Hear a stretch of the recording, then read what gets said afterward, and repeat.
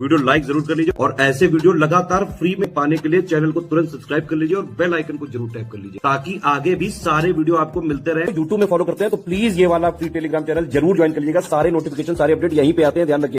नमस्कार दोस्तों, स्वागत है आप सभी का मेरे YouTube channel R by study for civil services पे।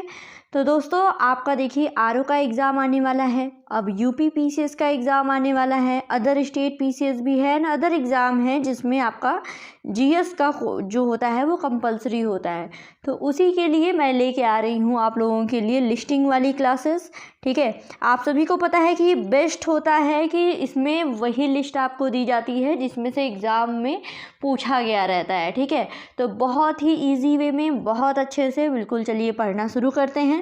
पिछला जो है फिजिक्स से रिलेटेड लिस्टिंग जो है वो चैनल पे अपलोड कर दी गई है। इस वीडियो में हम लोग पढ़ेंगे रसायन विज्ञान। ठीक है, भौतिक की हो गई है। इसी तरह एक एक सब्जेक्ट एक एक पार्ट हम धीरे धीरे कवर करते हुए चलेंगे। तो चलिए शुरू करते हैं।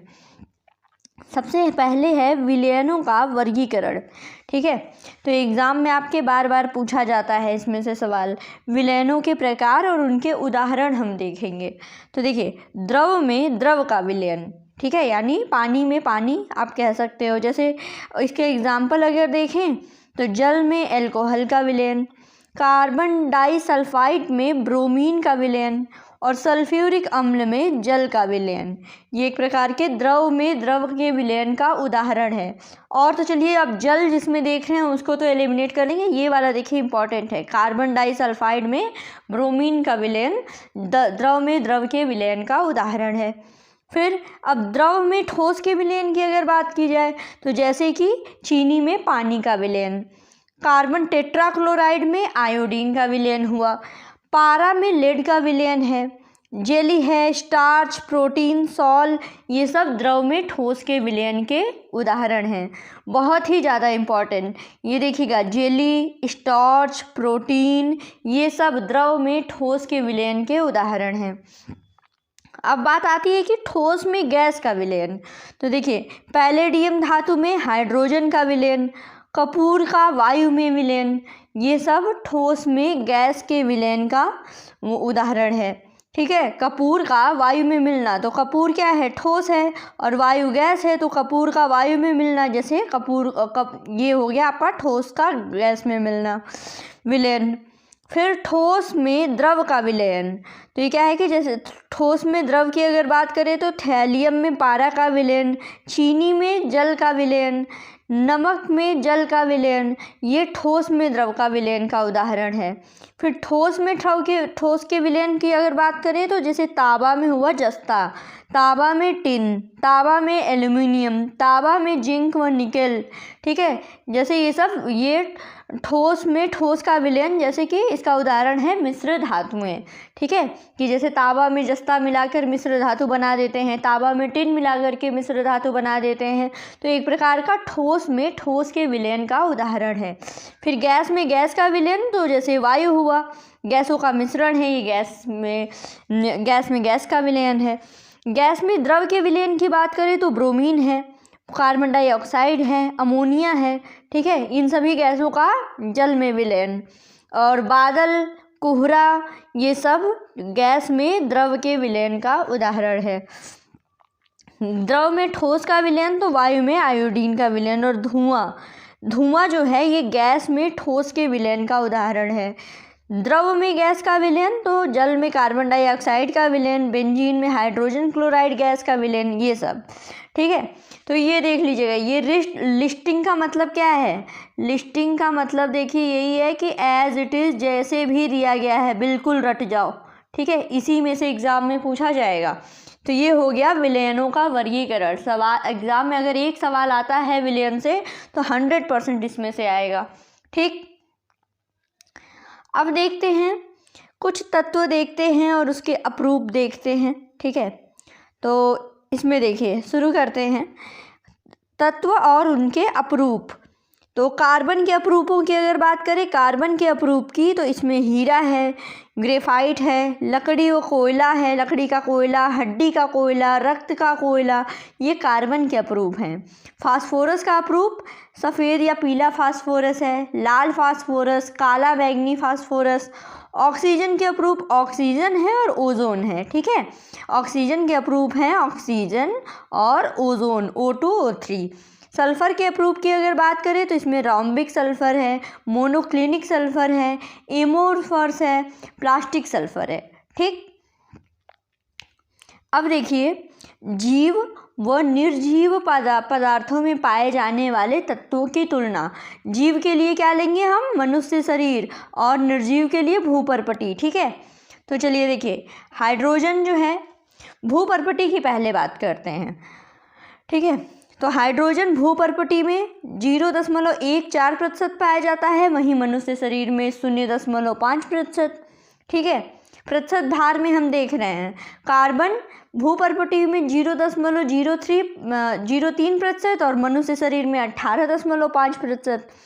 ऑक्सीजन जो है ये भूपर्पटी में 46.6% और मनुष्य शरीर में यह पाया जाता है सजीवों में 65%। तो ये देखिए, ऑक्सीजन जो है ये भूपर्पटी में भी सबसे ज़्यादा पाए जाने वाला तत्व है और मानव शरीर में भी सबसे ज़्यादा पाए जाने वाला तत्व है। नाइट्रोजन भूपर्पटी में बहुत कम पाया जाता है, लेकिन मनुष्य शरीर में 3.3%। सल्फर भूपर्पटी में 0.03% और मनुष्य शरीर में 0.3%।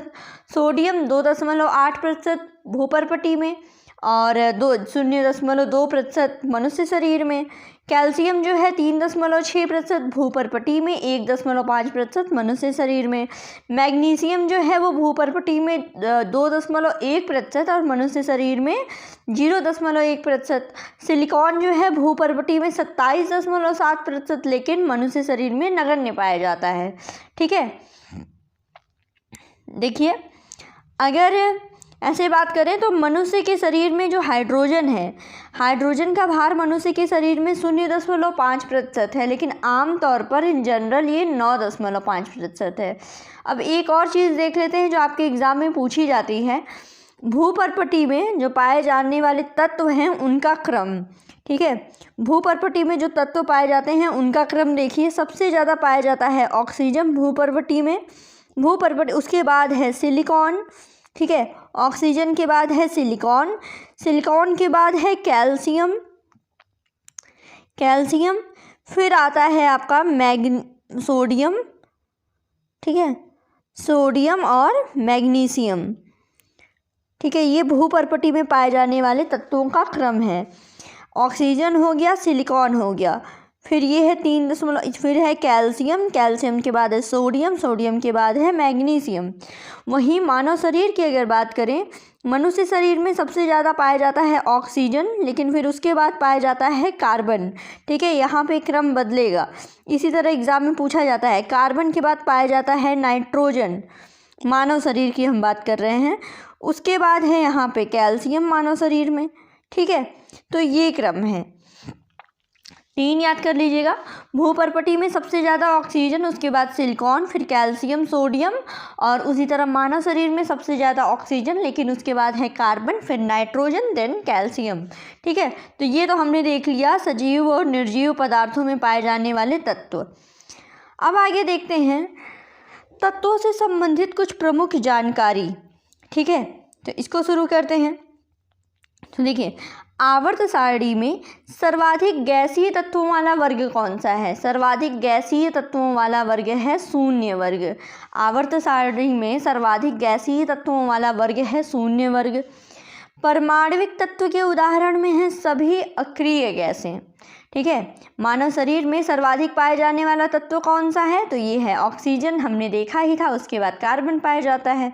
फिर है मिट्टी के तेल में कौन सा तत्व रखा जाता है? तो ये सोडियम है। क्यों? क्योंकि इतना ज़्यादा ज्वलनशील है कि वायु के संपर्क में आने से एक विस्फोटक की तरह काम करता है, तो इसलिए इसको मिट्टी के तेल में रखते हैं। हड्डियों और दांतों का निर्माण करने वाला प्रमुख तत्व क्या है? कैल्शियम है।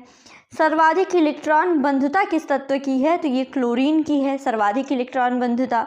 सबसे हल्का तत्व क्या है? हाइड्रोजन है। सबसे भारी तत्व है ऑस्मियम, ठीक है। सबसे हल्का धातु तत्व क्या है? लिथियम है, ठीक है। सबसे हल्का तत्व हुआ हाइड्रोजन, सबसे भारी तत्व है ऑक्सीजन और सबसे हल्का धातु तत्व है लिथियम। फिर द्रव धातु कौन सी है? पारा है। द्रव अधातु तत्व कौन सा है? ब्रोमीन है। दोनों एग्जाम में पूछा गया है। अगर द्रव धातु तत्व की बात करेंगे तो वो पारा रहेगा, लेकिन फिर द्रव अधातु तत्व की बात करेंगे तो वो ब्रोमीन रहेगा। इनको क्यों बोलते हैं द्रव धातु अधातु? क्योंकि रूम टेम्परेचर पे भी लिक्विड फॉर्म में रहते हैं, द्रव अवस्था में भी रहते हैं। ठीक है, इसमें पारा धातु है, ब्रोमीन अधातु है। फिर विद्युत का सबसे अच्छा सुचालक क्या है? तो ये है चांदी। ठीक है, अब इसी में आगे है कि सर्वाधिक विद्युत ऋणात्मक तत्व कौन सा है? तो ये है फ्लोरीन। सबसे प्रबल आक्सीकारक पदार्थ कौन सा है? तो ये भी फ्लोरीन है। तो देखिए, ऋणात्मक तत्व और आक्सीकारक पदार्थ है फ्लोरीन। कुल ज्ञात तत्व हमारे पास कितने हैं? ये हैं 118, जिसमें प्रकृति में पाए जाते हैं 98 और कृत्रिम तरीके से निर्मित हैं 20। फिर अगला है कि पृथ्वी पर सबसे अधिक मात्रा में पाए जाने वाला तत्व कौन सा है? ऑक्सीजन। अभी पढ़ा था, ऑक्सीजन मानव शरीर में भी सबसे ज़्यादा पाया जाता है। फिर है पृथ्वी पर सबसे अधिक मात्रा में पाए जाने वाला धातु तत्व कौन सा है?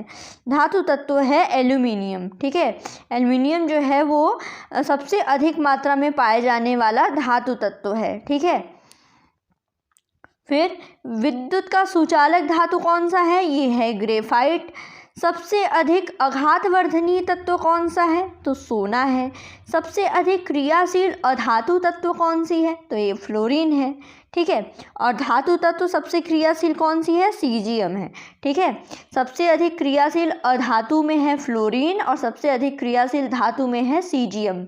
सबसे ज़्यादा आयनन विभव किसका है? तो ये हीलियम का है। और सबसे कम आयनन विभव किसका है? तो ये सीजियम का है।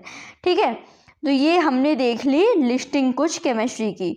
अगले वीडियो में हम फिर इसको कंटिन्यू करेंगे। केमिस्ट्री की अभी लिस्टिंग ख़त्म नहीं हुई है, नेक्स्ट वीडियो में फिर से आपको प्रोवाइड की जाएगी।